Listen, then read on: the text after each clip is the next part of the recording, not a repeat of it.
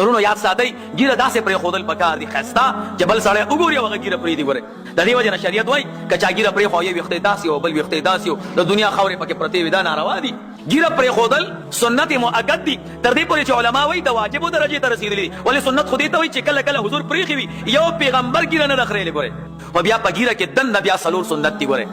یو د قبضې عمره اوږدوله بعضو د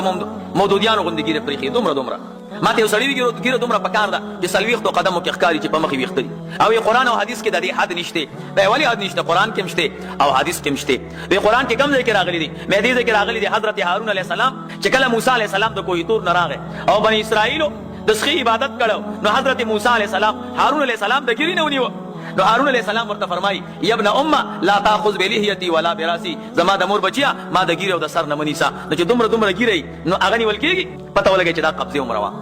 دغه وجه ده امام سواوي رحمه الله فرمایي جنت کې چې څومره جنتیان اوسېږي الله دې زمونږ او ستاسو نصیب کړي د یو جنتي به هم ګیره نه وي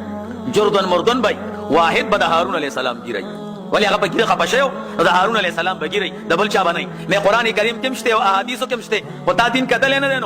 نو ګیره کې پهله سنت دا دي ته به دومره اوږدې چې څومره قبضه ده د قبضې نه اخوا ګیره پرېښودل دا هم ناروا دي او د قبضې نه کمول دا هم ناروا دي ګورئ نو یو سنت دا دی چې ګیره به دومره پرېږدي دویم نمبر دا دی چې ګیره به د ګیره غوړول سنت دریم نمبر دا دی ګومنځول سنت دي څلورم دا دی چې د ګیرې خلال سنت دی په چاراندام کې نو دومره اوږده ګیره پرېښودل چې هغه د قبضې نه بهر وي